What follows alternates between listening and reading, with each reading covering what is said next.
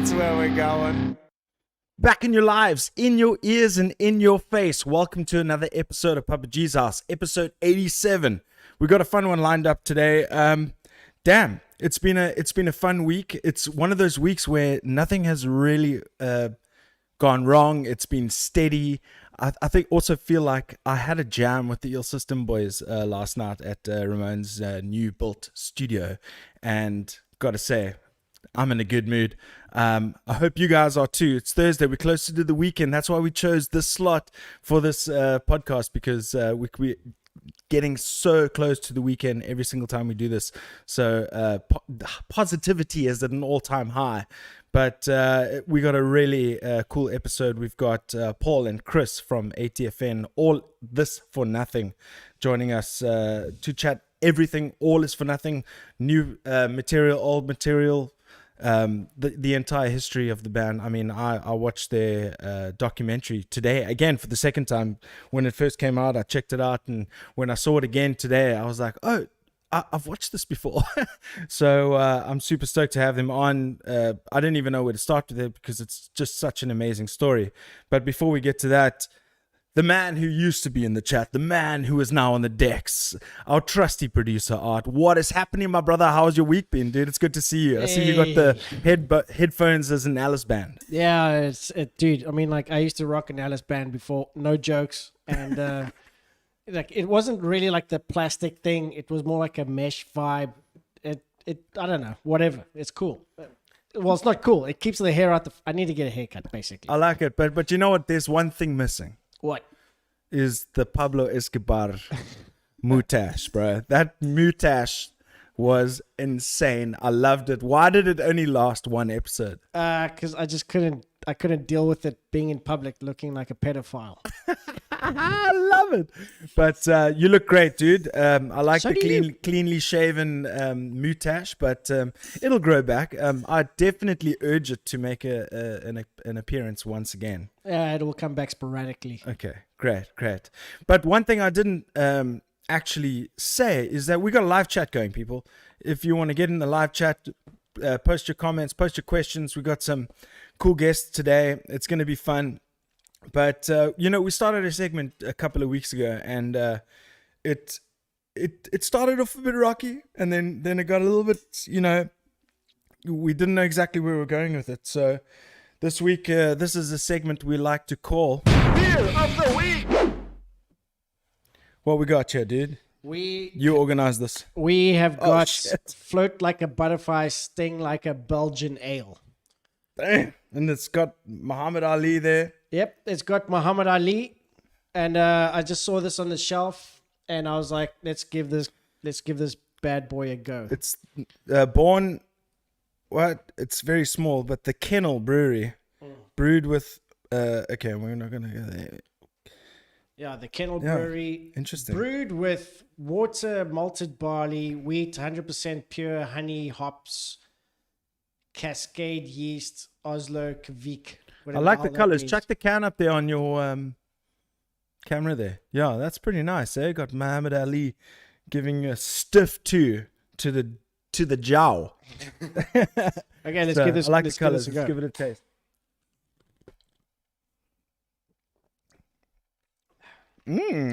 Belgian honey ale. This is actually really nice. It is. It's very. Yeah.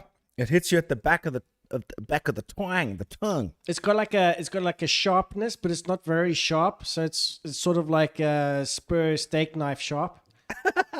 Yeah, I like it. I approve. I like it. I think it's cool. Good. I'll definitely have it again. On the my cubic scale of 1 to 5, what do you give it? It's quite hectic. The aftertaste is insane.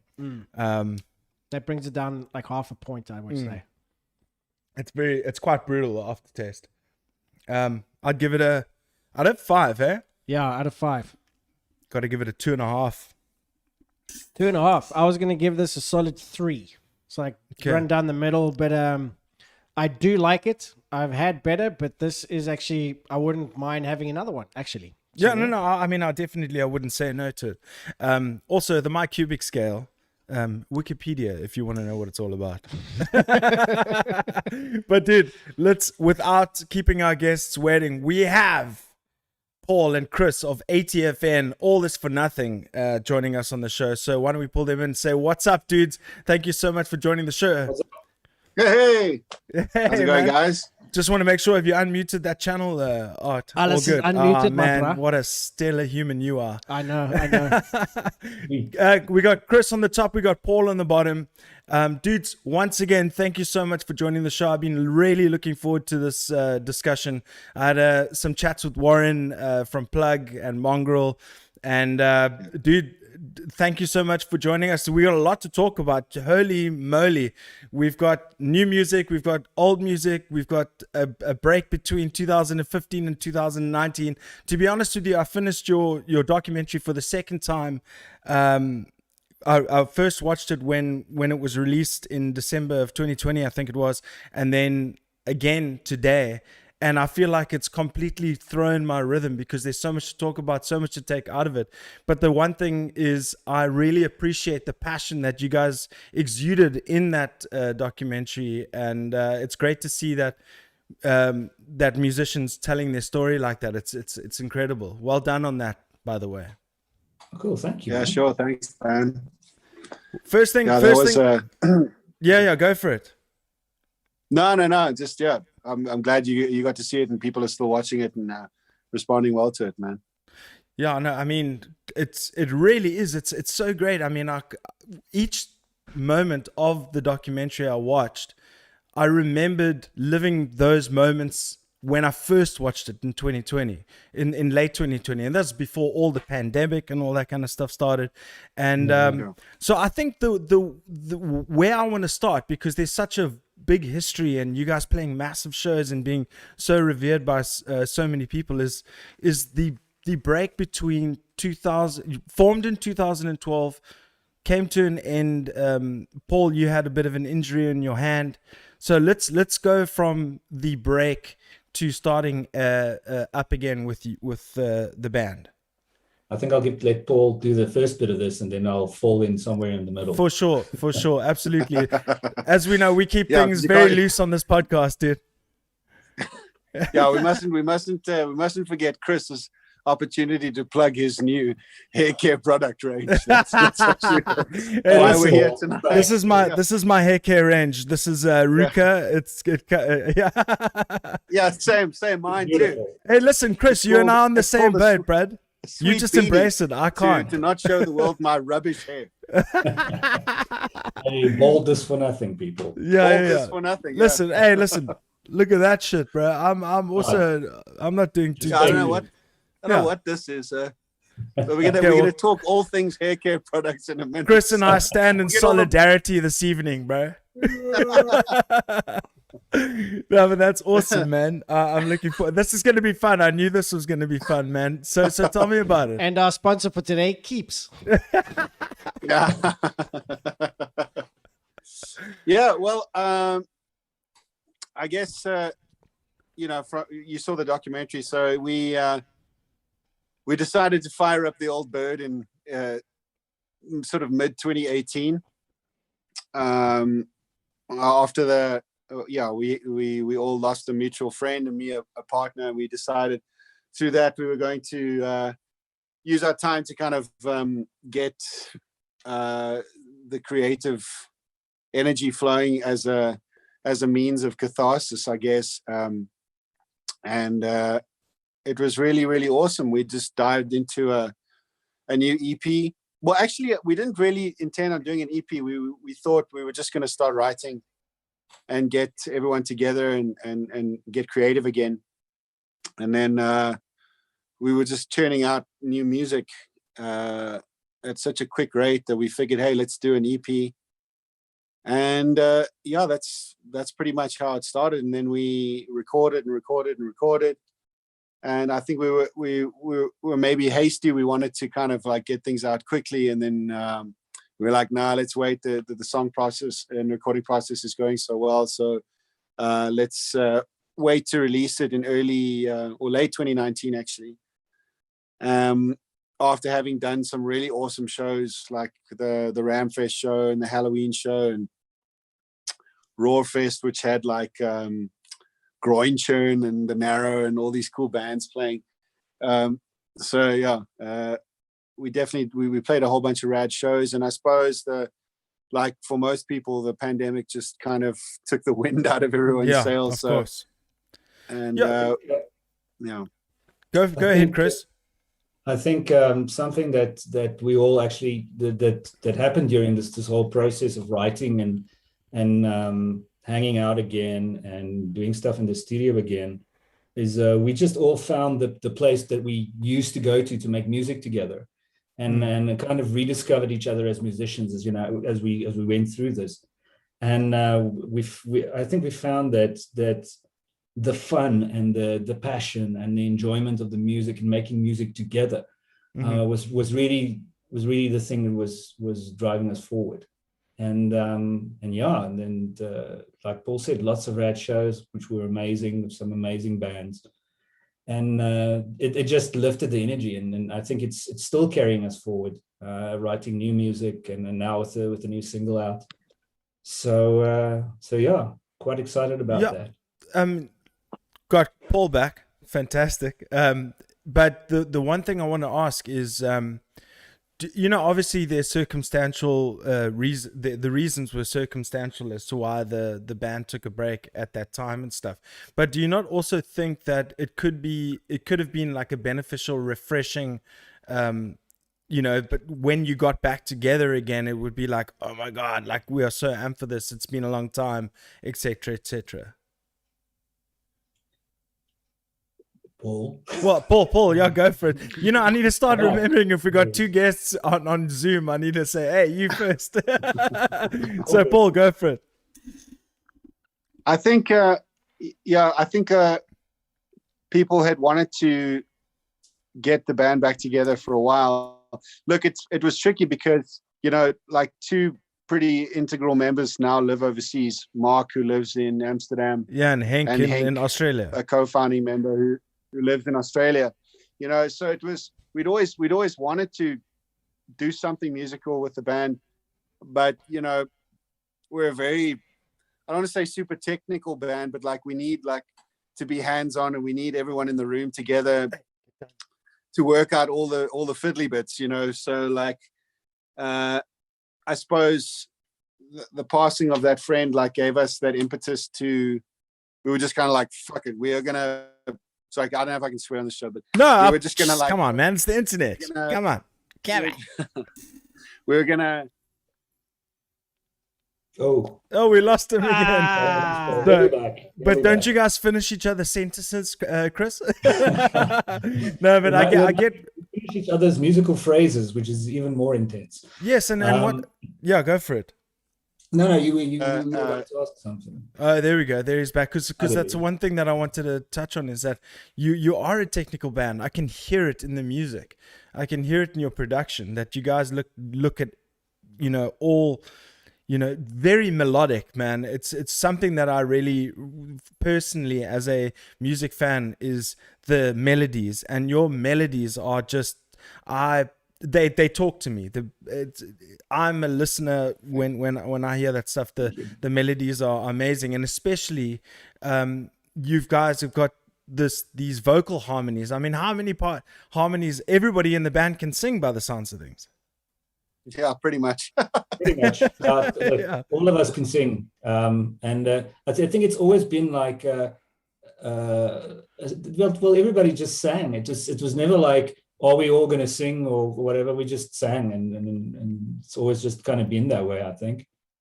It's crazy, man. I mean, because you don't often get that. Everybody who could, so you're going to do the harmony, and then you've got 3-part harmony, and it comes out amazing. I mean, you don't get that often. No, you don't. Like, it's something we always liked in music, from bands like Queen back in the day, or there was actually a song of yours in the intro that sounded a little bit like Bohemian Rhapsody-ish. I can't remember what the song was. I don't know. I'm not going to pull it up now, but it was a cappella intro, right? Yeah, that's existence. Yeah. Yes. Existence, Yeah. that's Um, existence. So, from like having that old school influence, and like a whole bunch of us sang in choirs when we were kids and stuff. And, uh, we also really enjoyed and still enjoy a lot of the melodic punk rock of like the early 90s, stuff like Bad Religion and Lagwagon and Propaganda and that sort of stuff. And that stuff is jam packed with vocal and guitar harmonies. Iron Maiden, of course, like super massive influence when it That comes would to explain the the three guitars as well, right? Yeah, at a stage we had 3 guitars Yeah. and a keyboard player and about 4 people singing on stage. So we've had some lineup changes, or we've had to bring in people to obviously accommodate for the loss of Mark and Hank, who are still creative in the band. They're still active creatively.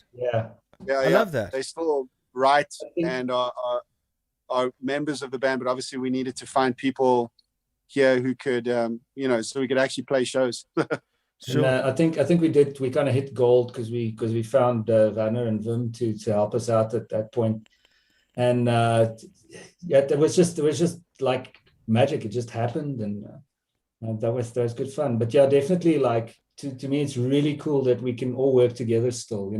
Henky's still such a prolific writer, and Mark's my favorite harmony guitar player of all time. He's just, the man's nuts. The stuff he comes He's up a with. hinge, for crying out loud. Yeah. I did want to ask if there was a relation to Jason. Eh? There is, eh? Yep. Yeah. So there's the Hinch family are really interesting because Dr. John Hinch used to be the head of the Tux music department when I was there, and I think he was there for 15 or 20 years. I'm not sure, but he was there for a long time. So he really prolific, like head of the music department. And then there's 3 brothers: Paul, the eldest, who was a clarinet player; Mark, guitar player; and Jason, the drummer. And like all 3 of those dudes are just absolute rippers. So like, Mark, Musical was, like, family, yeah. our age and friends with us at school. So we learned a lot from Mark, man. Like, Mark is such a devastating player. He's Crazy ridiculous. good guitar. Awesome. No, and so Chris, tell me, with having the members from afar, let's say, how do you find it working from afar? And it's clear that you still get that personal connection between players and members of the band. But has it changed anything going forward, or is it exactly the same as it used to be? Do you guys Zoom and have conversations? Because also there's like time differences and all that kind of jazz that you have to worry about. We make it work, we make it work, and Mark would do stuff like he's recently just kind of like come in and added a Zoom call and just sat in while we were practicing, just to kind of be there and kind of feel the energy of the music and what we were doing. I think we're very lucky in that we know each other really well. Oh, what happened there? What happened Did we there? lose them both? I think we did. I think we may have. The internet. You know what that means? What does that mean? Ah, drink. Oh shit! Okay, I think we might have them back. Just have a second. Well, let's see. I think we we are. have them back. Yeah. What happens to the internet There we these go. days, eh? One moment you're there, one moment you're gone. But Zoom it just is what it is. crashed. Thank you. I'm not going to be political. Okay, I'm just going to calm down. Yeah, But, Zoom unite. But thanks. You guys disappeared for a second. But Chris, you were saying about the change between the boys being far away and all that, and how it works for you guys now. It's great because we spend so much time in a band together, working together, that we really know each other. Like, the process is very organic, I think. And this from afar thing is just it's just another way to communicate with each other. It's not like we struggle to get the stuff together or we struggle to write or anything like that. I think it's just like, hey, Mark, how you doing? Let's do some stuff. Hey, what you doing, Yankee? Let's do some stuff together. So it's really like, it's great to have that ability to do that stuff, but it's not something that I think is a negative. I think it's so much more a positive than anything else. Yeah, for sure. I mean, because obviously distance is an issue, and it almost makes you feel closer to that individual if you're doing something special, and you hear that what's going to come out of it and all that kind of stuff, and exactly that. And Paul, how does it work with you, man? Are you in the same kind of who manufactures the original? Does it come from all parts at any given moment with any song? Because I mean, you're all super multi-talented, but how does it all come together? Yeah, we definitely have those moments where we write together. There's been, like Chris said, we've got all the initial years under our belt, which was, it just started from 98. We formed the band in 98, and all the way till my injury in 2006. So we have all those years of writing together.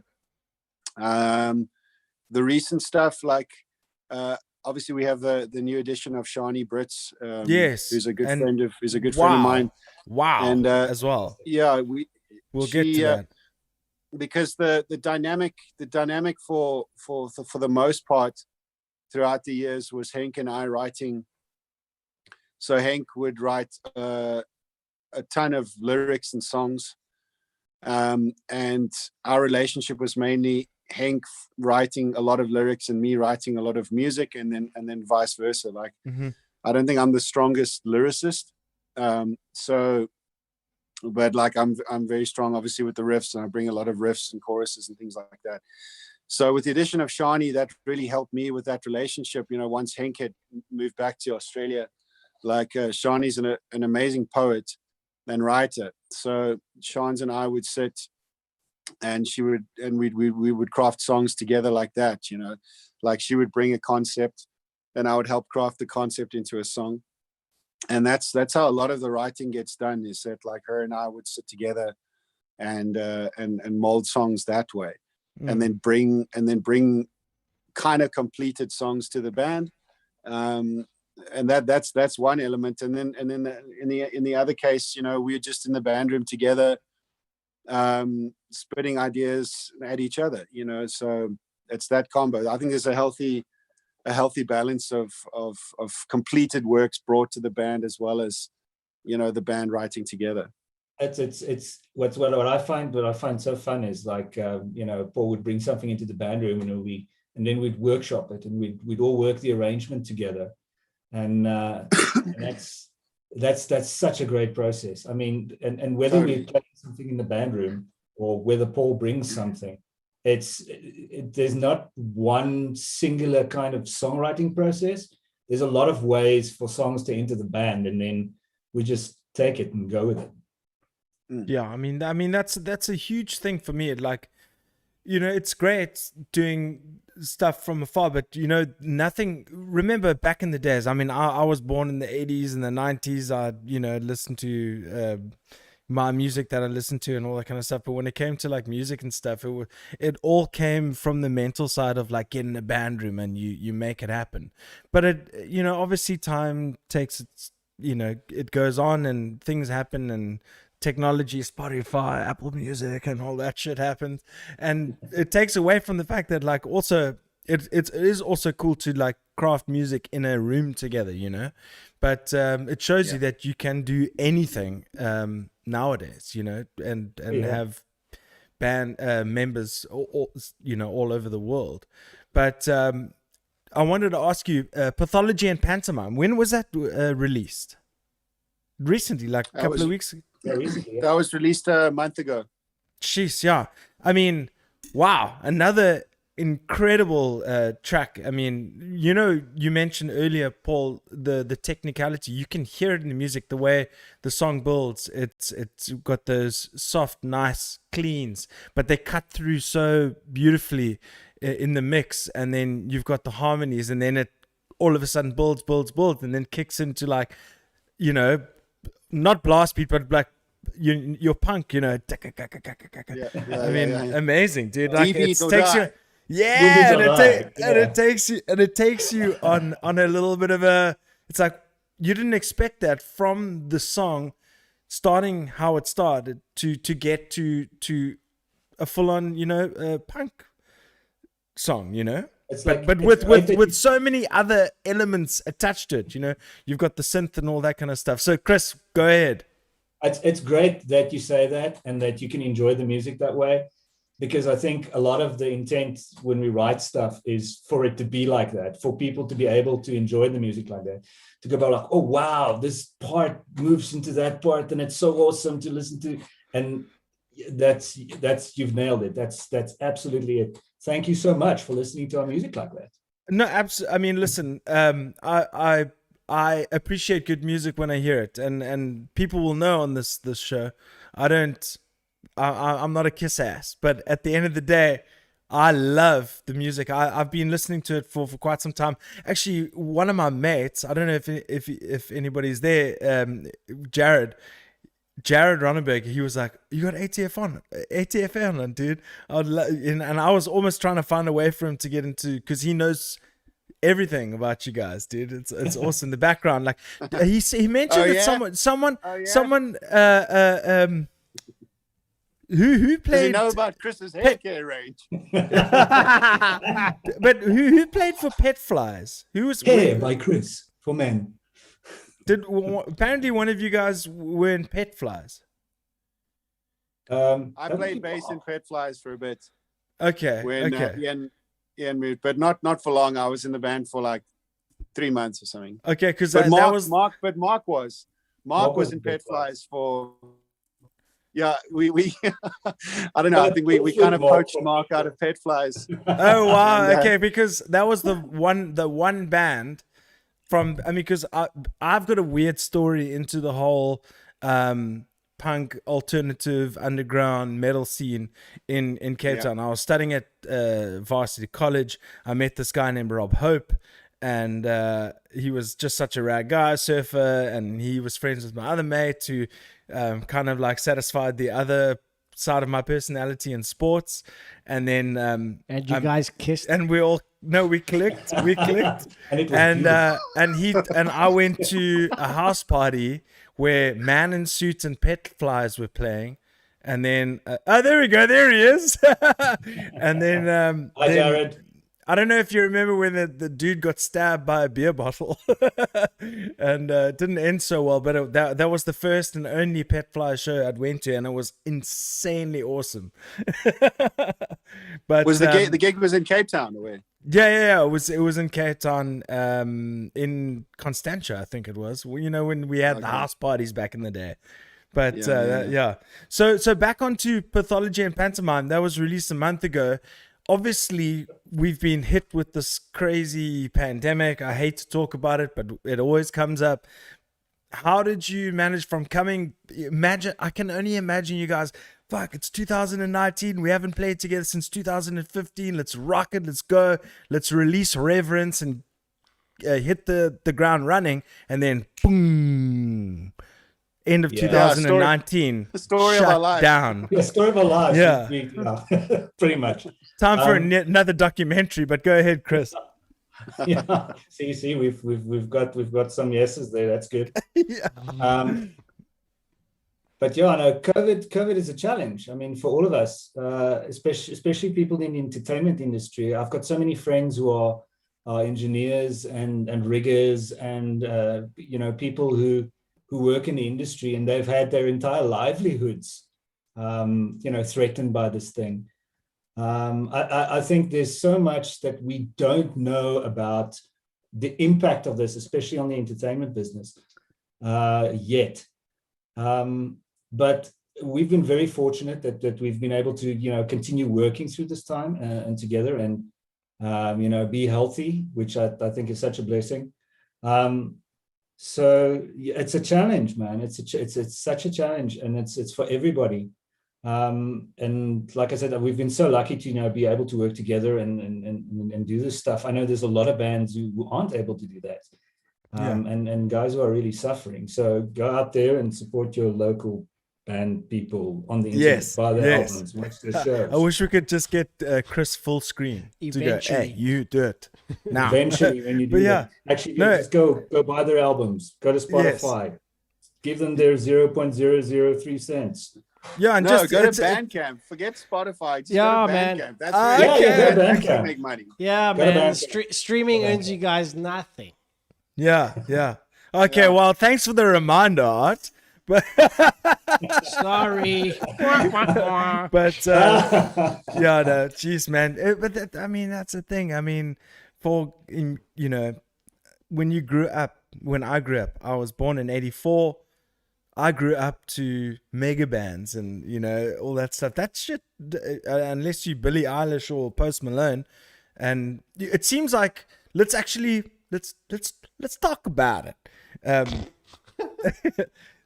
Guys like Post Malone, I think, and individual artists, I think another pattern that's being established, obviously in the mainstream, is artist labels and stuff like that are not concentrating on groups; they're concentrating on individuals. Oh yes.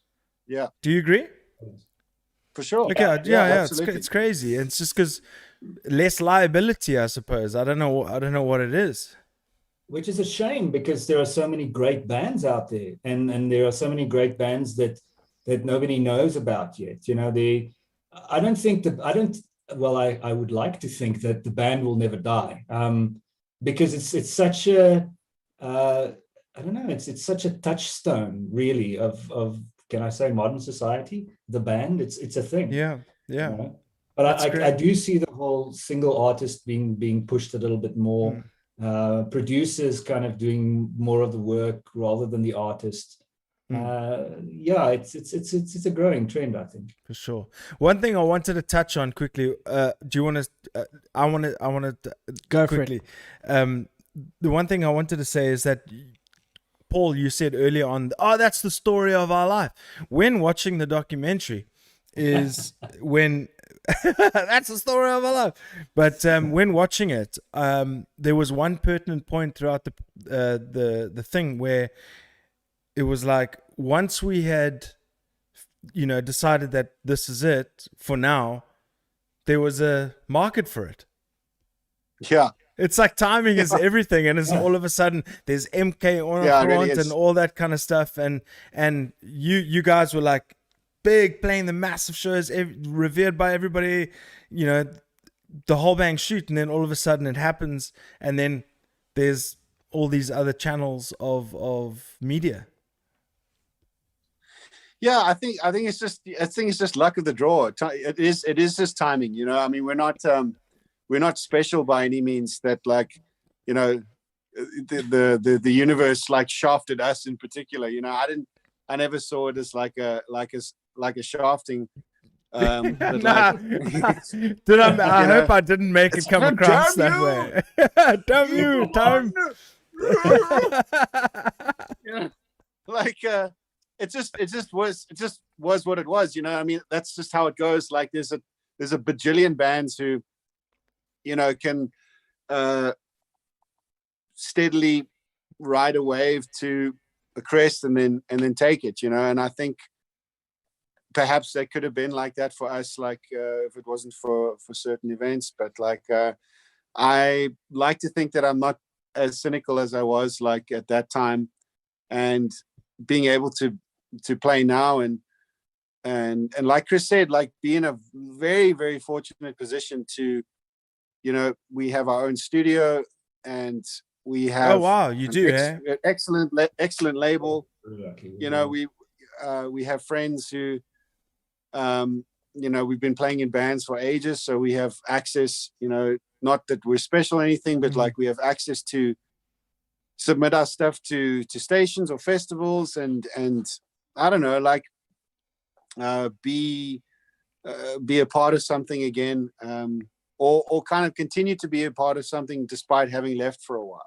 So like I think the work that we did in the early days, along with the work that we've done in like countless other bands, as well as engineering a ton of bands and helping record like hundreds of bands here at the studio, and all the live work that Chris has done and all the work that everyone else has done in in various musical capacities, has all helped us to, I guess, without sounding stupid, like remain kind of relevant to people around. So, I mean, it's kind of crazy. We were like, hey, if people didn't know like the old history of the band and they just started listening to us now, we're a new band for a lot of people. For sure. But then we joked on the group. We were like, hey, it's kind of crazy. We're on the same label as Springbok Nude Girls. That's kind of I was just about to say, that is true. That is true. And B, we should be closer friends because we're on the same label, dude. Yeah, right. We should hang out, man. It's amazing. I mean, what happened to interlabel love, baby? Collaborations and all that shit. Yeah. We're notorious hermits, man. We spend our times in our little studio hovel, like making music and not making many friends. So this is it. This is us live, making friends on air. I've never thought about it that way, dude. I never thought about it. That was like the way you thought about it is like, oh, I'm on the same label as Springbok Nude Girls. That's awesome. But that's cool, man. Yes, I didn't even realize, but that's cool. So Pathology and Pantomime was the latest release. Obviously, you released Reverence, which was essentially the renewal or the comeback record. But the reanimation, because you added a vocalist. Yeah, we added a vocalist and 2 new guitar players. Yeah, but that's fine. So let's talk about, because that's a female vocal that hadn't been introduced before. And then you've got two new guitarists. So how has that been? Like, it's almost changed your sound in a different way, but you've still retained the core of what ATFN is. Yeah, totally. Like, well, look, Vim and Werner came in to play the live show, so they didn't write anything on Reverence. That beer is actually horrible. Yeah. Sorry. Carry on. Yeah. It sounded like it would have been delicious, honey beer. Ooh. No, it's actually, as time goes on, it gets worse. I'll have the rest. Okay, yeah. That's nasty. I hate that because now you have to finish it, right? The warmer it gets, it more tastes like mud. Yeah, but that's it. That's with anything that gets. Anyways, back to the point. Yeah. Sorry, I'm terribly sorry. I tend to do this from time to time, but welcome to Papa G's house. It's great to have you. But carry on what you're saying, Paul. Apologies for that. No, it's okay. Yeah, so I mean, whoa, tonight on the news. Well, we got like ETV. Guitar-wise, it didn't really change much at all. So like even despite Henk being in Australia, he still wrote a ton of that music that's on there. And I mean, Sirens is actually, yeah. And guitar-wise, I'm actually the only one playing guitar on Reverence. So like Henk was kind of like, hey, listen, I've written these parts, but here's the parts, you fucking play them. So like, and that was fine. But Henk's all over that album, or EP rather. And now that Mark is back, Pathology is actually the first release with, 2 different guitar players playing on it. So yeah, we're kind of like a collective of people. We have people here in South Africa who we can gig with, and obviously, we would have liked to have had more involvement from other dudes, but also with COVID and like One Oak, like Werner also immigrated to Amsterdam during that time and then came back, and Vim got a job in Cape Town and then came back. So it's been a bit haphazard. Yeah, but like we've just continued writing, man. We were like, we're still gonna write. If people are around to contribute, then that's awesome. If not, we're gonna just keep going. So it's, I mean, like we're working on some new stuff now, and then like I was away for a month, like in the Eastern Cape, where there's like literally nothing. I had an internet connection and like open fields in front of me. Wow, sheep.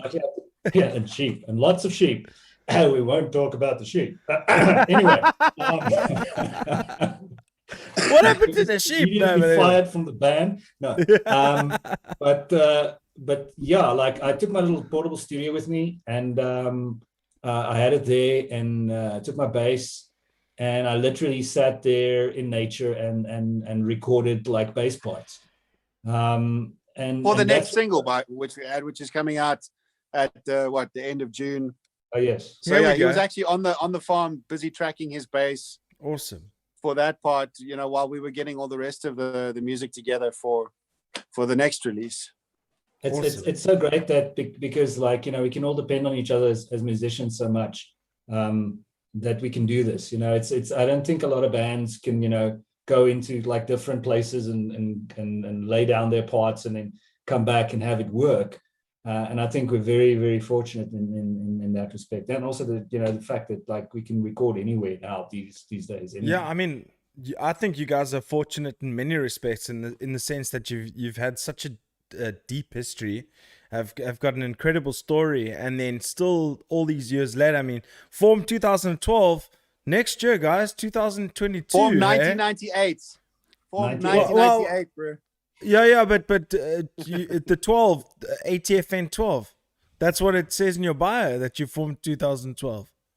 Well, someone's got to edit that bio. Is it 98, bro? What the fuck? Why are people 98. misleading me, dude? Like, 98. 98. I only Yeah. joined the band in 2000, I think. Like, Yeah. Oh wow. was it called 2000? I joined What? the band.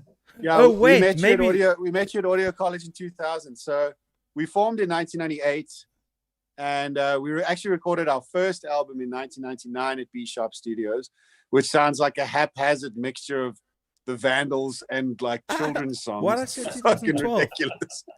Dude, and then we all did I, it. all I remember was, I think it was 2005 or 2006, you guys were playing at Mercury Live in Cape Town. And it was Yeah. like, it was just after I came back from UK and I was working at the place. Well, when I say working, I mean, I got it for free because I did stage management for free. But I remember you guys playing there, and I wanted to see you guys because I never saw you guys before. And funny enough, I haven't even seen you guys since because I've just been so busy. But all I remember is that I couldn't get upstairs because the place was so packed. I couldn't actually get in. And all I could hear was you guys playing from outside, and everyone was just talking about you guys even back Yeah, then. I mean, so. you could see the footage from the videos and stuff that Yeah. there was you guys had a most, and obviously still have a great following, and the music along with the time Well, as tell him well to as sign up to our Instagram page. Then, for Yes. fuck's sake. this guy Why stop on doesn't have Bandcamp? Instagram. He doesn't have Instagram. He doesn't have Facebook. He's like, no, bro. I just wanna play on the desk, and we good. No, I don't do No, but I remember socials. that show. I remember Me too. that particular tour you're talking about is the one we touched on the documentary. It's just before my injury. It was right before. Yeah. Just I don't know. I guess at our peak at that time, you know. Like, but that tour was insane. That show was Fuck Off Police Car, Yep. and I think it was the Narrow and Hog Hoggity Hog and Yep. Slash Dogs and ATFN. So it was Yep. quite a crazy lineup. It was a crazy one, and the reason why I was there to go watch you guys is because of George from Hogs, like saying that we're gonna be playing with him. You must check him out. So I went to go there. I couldn't even get upstairs. The Crazy. the man. staircase up into the venue upstairs was totally full. I couldn't even get in. I missed yeah, the sure. entire night. The entire night I missed it. You I see, remember that I tour didn't. well. Go And for I it. Go remember for it. we had a show at the One Ring. Remember the One Ring, people? Yeah. I remember the One Ring. I There remember was it the very One One story clearly. Ring, and about we had One a Ring. show there, and it was the most amazing show I've ever played because there's no stage, right? So you're standing on the floor, and the Yeah, but kids the drummer are was actually behind. playing. But the drummer was Going right by the crazy. stairs. Yeah, Yes. like these people are sitting, they're like right in front of you, like playing in the crowd. It was the most amazing feeling ever. That was so great. I saw maybe 3 shows tops. You know what? I might have even seen you guys there. I don't know. Because at that time of my life, when the One Ring was around, dude, I must have been fucking 16, 17. Just Like, I mean, my parents were like, is he an observatory? You know? And where is he? He doesn't have a cell phone. All I know is that my band VOL got banned from the One Ring because our bass player and his buddy decided to have like a little bit too much fun, and they broke the mirrors in the bathroom and turned the taps on and flooded the place, and we got kicked out. we weren't allowed to play there ever again. Yeah, that'll do it. That'll do it, eh? Art. There are many stories from the One Ring that would get us taken down, but yeah, guys. So the new single, I'm excited about this. When is this coming? Next month, eh? Yeah, we're looking probably, hopefully, end of the month, but maybe more realistically, like mid-July. Okay. Yeah, we just spent lockdown writing. We've got like a hard drive packed with songs, so we kind of like we had to be like, which one are we gonna do? Like, and said to Warren, like, hey man, let's do one every month, and he was like, nah, I don't know if that's necessarily the best way to go about it, because we also want to. What's that? I said I disagree. I think that's great. but it was actually clever because it gives us a month gap in which we can give us time to prep the new singles and the artwork, because that's the crucial thing as well, is that the relationship with Merch on Demand, and we have a fantastic graphic designer, Natalie Murphin, who is doing doing a run of unique artwork and merchandises for each single. So instead of doing an album, we're going to be doing singles throughout the year, with each with its own unique merchandise run and artwork that's available for download, and she's also taking care of all our social media. So it's really amazing to have her on the team as well. Just an incredible designer, and you can check the merch out at Merch on Demand. The links in our Instagram, and so yeah, that's really fun. We're going to be bringing out those singles throughout the rest of the year, and then I think next year we'll do an album. Okay, yeah, because I mean, listen, at the same time, as you know, it's good you put Reverence out in 2019, then now you've put out Pathology or Pantomime, and then you're gonna be putting out the new single. It's nice to be able to put something to the test at the same time, to say, hey, yeah, to be honest with you, in my opinion, the album format is kind of fading away. In the sense that you got to just keep everybody interested 99% of the time, otherwise their ears wander, and that's just the way people are, even, you know, I got to, which is the name of the next single, actually. By the way, it's called Wanda. What is that? Okay, wait. Yeah. Is that an exclusive? Is that a Papa G's exclusive? Is that a Papa G's exclusive? Is that a Papa G's? Yeah, that yes it is. Roll it. Hey! You did it. No, that's just a little game we play sometimes. But yeah, man, I'm super excited. You know, I'm not gonna go more into the album single format, but guys, I really enjoy the music. If anybody who is listening wants to go and check out ATFN, go check them out on all social media platforms, but more importantly, Bandcamp, according to Paul, and Spotify, and all your streaming platforms, because there's the album Reverence, the new single, there's the older stuff pre 2015, and yeah, man, it's just super cool. Good, it's feel good music, man, and it brings those endorphins when you listen to it. So it's very, very cool. Good stuff. Lots of melodies, lots of great rhythms, great drumming, the whole bang shoot. And you know, I wouldn't lie to you. So go check out all is for nothing, ATFN. But any parting words, Chris? We'll start with you. Parting words. Parting words, man. Yeah. Support musicians, like support bands, buy their stuff, buy their merch, support them on Bandcamp, like support them on Instagram, support your local bands and artists. It's so important, people. In this time, like, the arts really need your help. So go out there, do some cool stuff. For sure. Couldn't have said it better myself.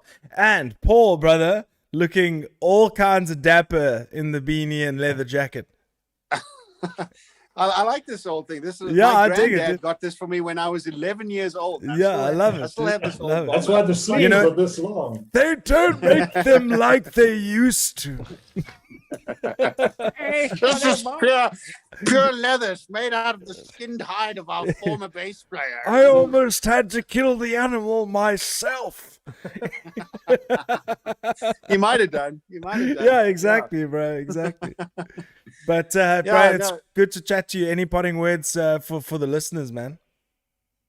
Yeah. Well, not much more than what Chris said. Yeah, we appreciate every single person that goes and downloads a song or buys a piece of merch, and it's not just helping us. You know, there's a whole stream of people involved who benefit from that. You know, the designers, the merch people, the social media people, and like and it just boosts the label as well. You know, like really check out Mongrel. Yeah, for It's sure. an amazing label. Really sticking their neck out and like doing awesome check things out for check out heavy the music Howlers and alternative playlist. music. Check out the Howlers playlist on Spotify at the Yes. same time. Oh yes. Yeah, Yeah, they really do a good job keeping that thing outdated and all that kind of stuff. And I humbly Absolutely. apologize for interrupting you, man. There must be some sort of delay. No, it's the delay. Yeah, Yeah. blame the delay. Yeah. But dude, so thank you guys so much for joining the show. I'm really excited to hear the new single Wonder, and everybody go check out ATFN on all the streaming platforms. You will not be disappointed. Chris on the top and Paul on the bottom. I didn't mean that in any other way, but that literally, I don't know, it just popped. Thank you guys so much for joining the show. You guys have been Thank you, amazing. guys. I can't wait Yes, you to guys have been chat to you wonderful. guys again. Yeah, man. ATFN, baby. Let's go. Thank you guys so much for joining the show. We'll see you soon. He's frozen. Okay, or is cheers. he frozen? He's frozen. Or is he just there?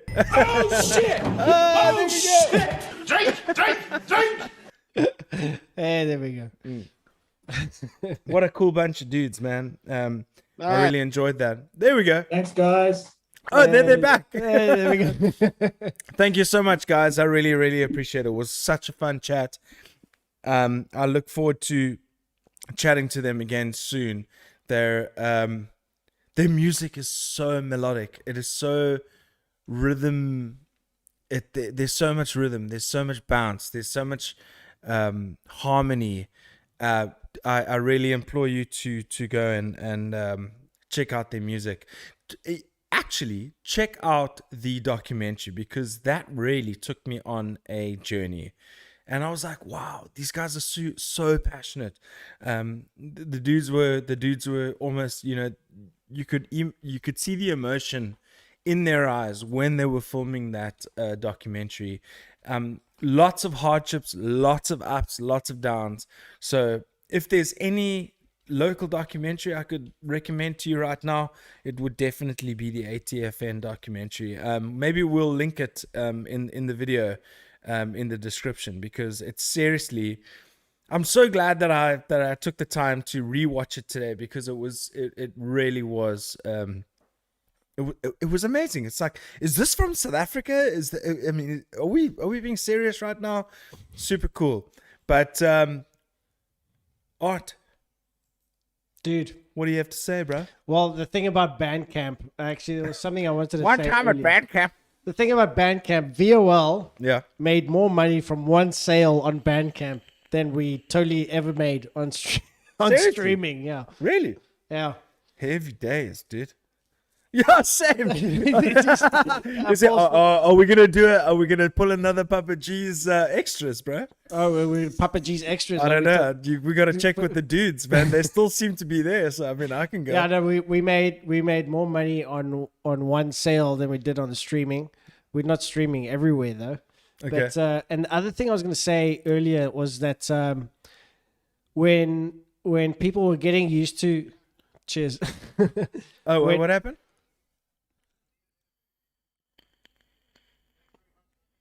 Okay. Sweet, brother. Fantastic. Hi guys. They still on the call. Is it? I didn't know that. Okay, that's fine. What I was gonna say earlier is that before, when mobile phones were getting prolific, that music was starting to be designed to be played on phones for like walking around. That was like a Sexy Back from Justin Timberlake, and now is on TikTok and they do all the dances and stuff like that. And I only know songs in 30-second increments. And there's like a few songs which is just like a little bite that everyone does like a dance to. And that seems like what everyone is trying to target now is those little hooks that you would be featured or used on TikTok. So for pop music, that's where it's going, which is really sad.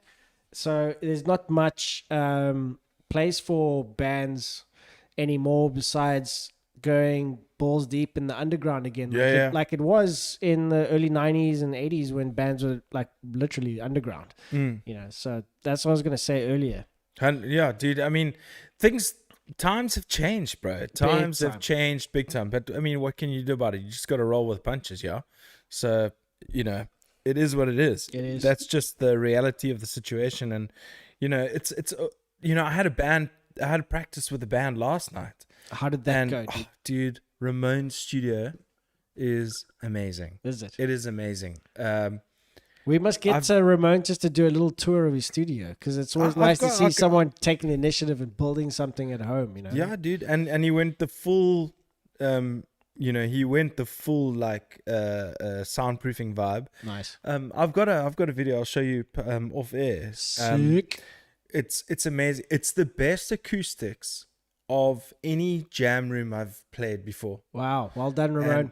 And it's loud, and the vocal. Obviously, I wear my earplugs that I got at the audiologist. Good. Did you get that finally? No, dude. Yeah, they are. Fucking, I carry them wherever I go. Oh, you said you don't put them in when you're actually playing a show. No.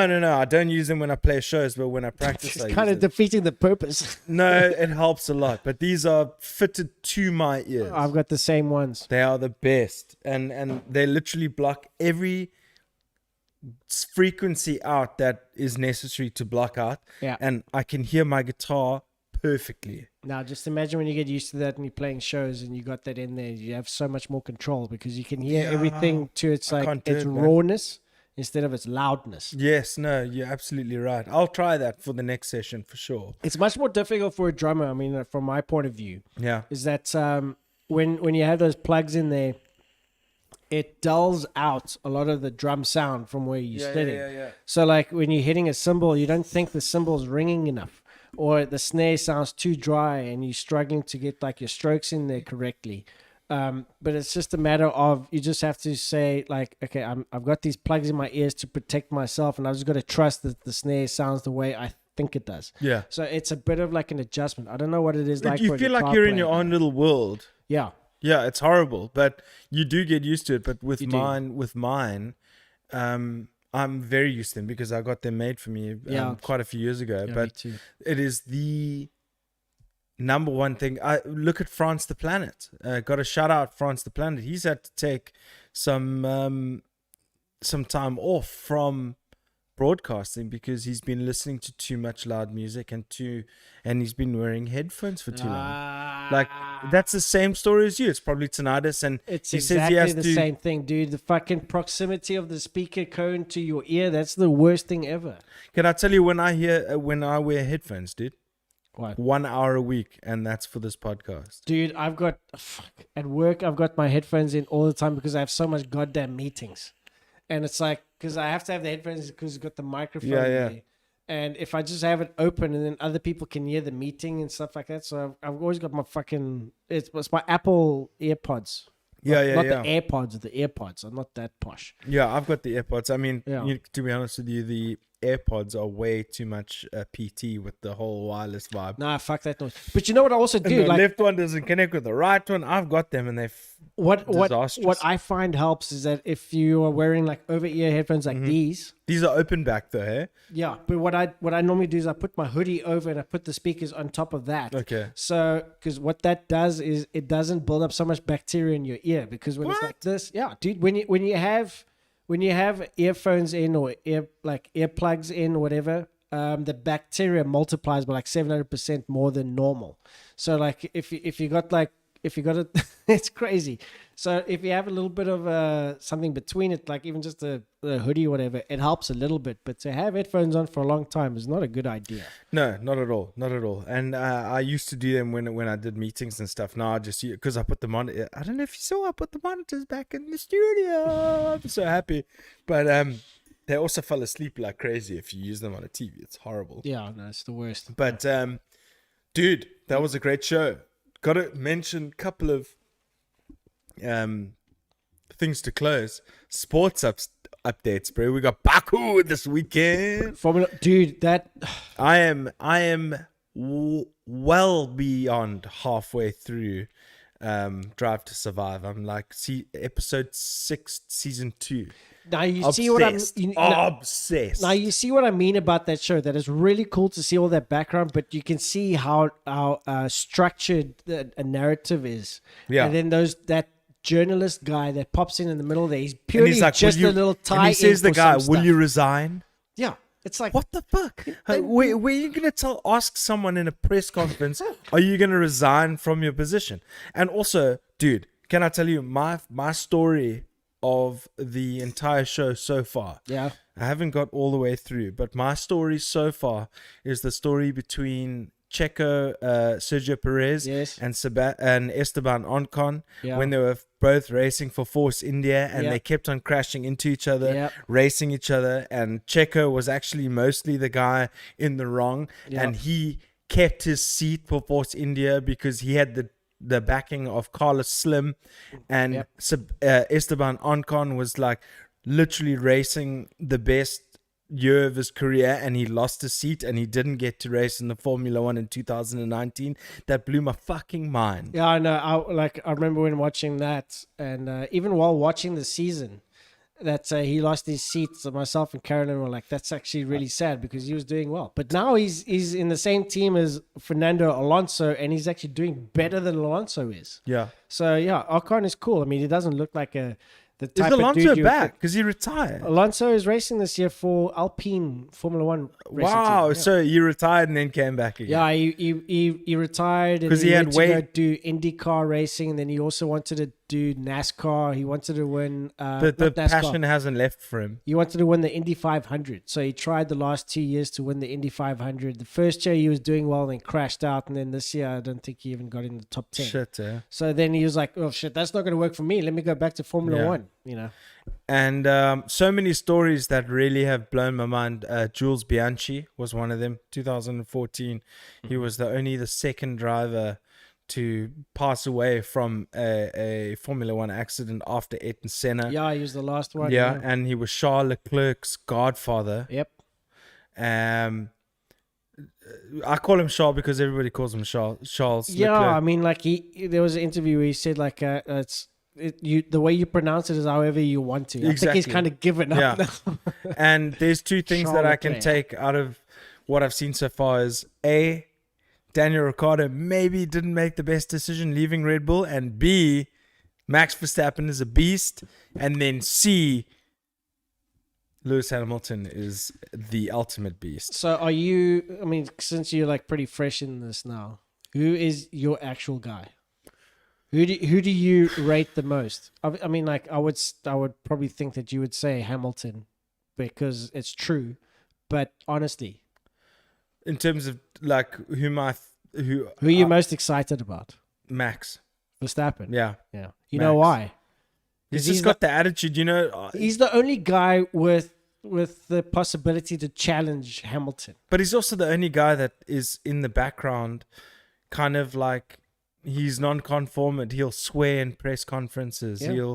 He'll like the thing that completely sold me is that last race at Monaco, Monte Carlo, Yeah. where David Coulthard was interviewing the guys afterwards, and how Carlos Sainz and Lando Norris were like just pushing each other around because they were previous teammates. Yeah, they were still And joking with but each then other. Yeah. later on, when they interviewed Max, it was like later on. But I was so involved and I was so emotionally invested in that entire event.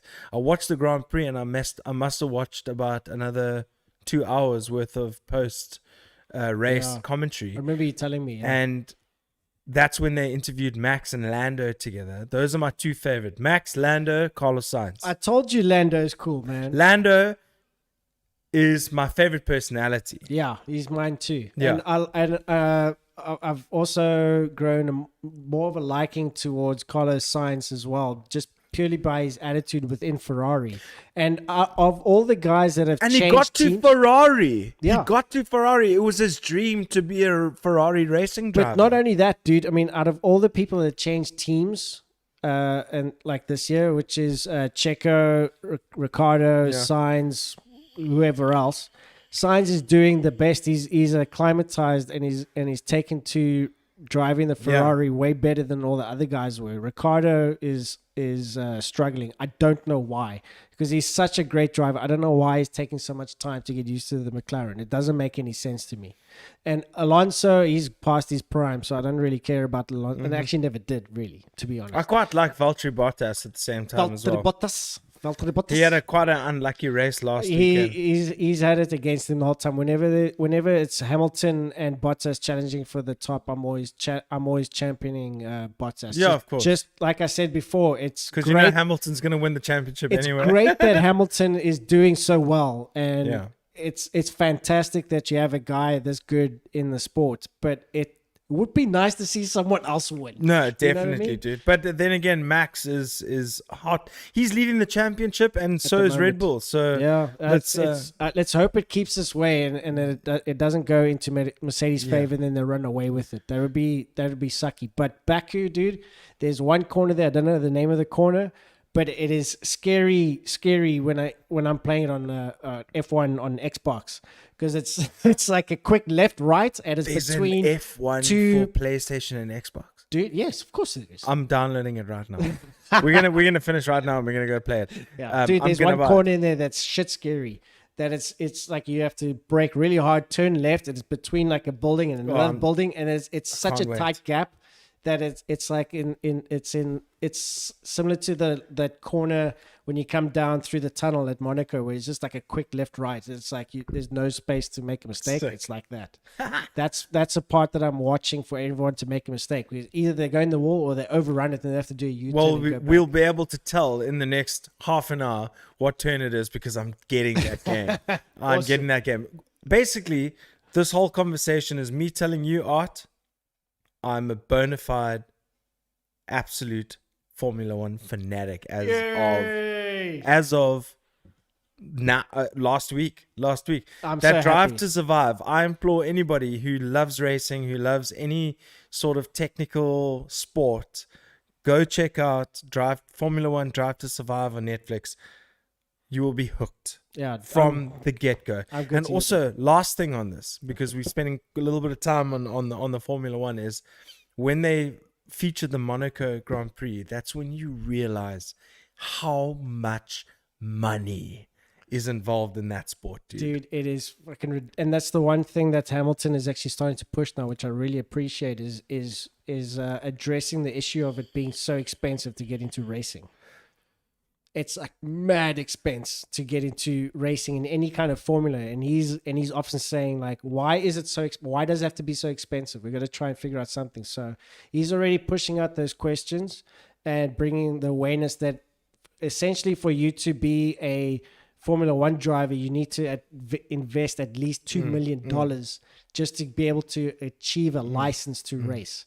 And no one really has that money. And that's There's only 20 seats. There's only 20 seats, That's but only can you 20 imagine seats. how many people out there that actually have the That's raw 10 talent but they teams. don't have the money? Can Yeah. you imagine? Look, there's so much to take out of that documentary. I mean, the last thing we're gonna say, because I mean we could go on forever. Is that what was that one thing that oh man, I've lost my train of thought It's because okay. I've really it was what was it? Oh, the reason why you talk about GOAT status. You Yes. got Shumis, you got the Ayrton Sennas, you've got Hamilton. You I got d- the I didn't Gilles wanna- Villeneuve. You got the yeah. I didn't want to. You got the Alain Prost, who's active in this. Alain Prost was a great driver. Ayrton Senna, all blah blah blah. Yeah. Benetton, Michael Schumacher, Michael Schumacher. But the thing that is ringing true is Lewis is now starting to break all those records, right? Mm-hmm. Dude, the guy, he does it right. He's got a great PR image. He's good looking. He's got the whole look about him. He's got the attitude. But the one thing that I really liked about him, that something that stood out to me in the documentary, was that he said when he was sitting next to Sebastian Ocon, who got his first podium pole. Well, I think he got his first podium. Yeah, first He podium. didn't get third or second in qualifying. He got a podium, where Lewis said, this game sometimes is only about money and who you backing and all that kind of stuff. This guy's a top level driver. Get him in a good car so he can race and compete. And I was like, that's GOAT talk right there. Yeah, no, Hamilton. I mean, he's always been like that. Like more so now. It's actually harder to not root for the guy. Yeah.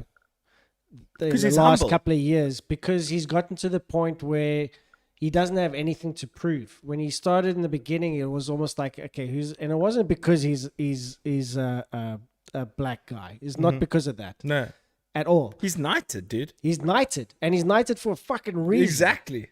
And I mean, like, I like Hamilton, but I just Sir I- Lewis I Hamilton want to see you, other people motherfucker. win. And he often interacts and he often gives kudos to other teams and other drivers specifically. He's always done that. So whenever I come up, it's like, just this Hamilton guy, don't dig him. Then he says something, it's like, okay, Yeah, no, but there's nothing to hate about the guy. Listen, the only exciting thing about last week's Grand Prix at Monaco was that there was drama in the in the Mercedes camp. Yeah. And he brought drama and seats to the race because you can't overtake blah blah blah. Anyway.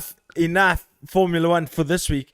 I gotta mention my Dallas Mavs. Up 3-2, they won against the Los Angeles Clippers. One of the best teams in the league. They are this close to getting into the second round of the playoffs. They are up 3-2. They have got home court advantage. They just need one win, and they are past the. Not looking good. He messaged me the other day, yesterday, and he was like, "Oh, Mavs and Lakers in trouble." Obviously, the Mavs have since played. Lakers Suns. Lakers are down 3-2 in the series. Who's been the favorites, though? Who's been Brooklyn the favorites? Brooklyn Nets from the East. Kevin Durant, Kyrie Irving, and James Harden. James Harden was traded from the Houston Rockets to Brooklyn Nets. Then you also got Blake Griffin from the Detroit Pistons that went and added to the team in Brooklyn, and they're on a tear. They've just won their part of the series. They're coming up against the Milwaukee Bucks. The Bucks have just swept the Heat 4-0, which means you got to win 7 games. So if you win 4 and the other team wins 3, you win. Wow. They swept them 4-0 on the trot. Dallas are up 3-2. Lakers are down 3-2. Bucks are through to play the Nets in the second round. Philadelphia 76ers without Joel Embiid are through to the next round. So we'll see. It's going to be interesting. The Utah Jazz are through. So it's going to be Mavericks or Clippers, Jazz. Who are you putting your money on? I'm putting my money on the Mavericks for now. Sweet. Then I'm with you, man. Yeah. Sweet. Sorry, but that was dude, I'm so connected to my NBA right now. It's insane. Right. But it's been a great show. I love you all. ATFN, Chris and Paul. It was an absolutely awesome episode. I can't wait to be back next week doing the same thing, same time, same place. This is Papa G's House, episode 87 with ATFN. All this for nothing with Chris and Paul, from myself and trusted producer Art. Same time, same place next week. Until then, we'll say peace. I don't wanna go anywhere else. I wanna go to Papa G's. Yeah, that's where we're going.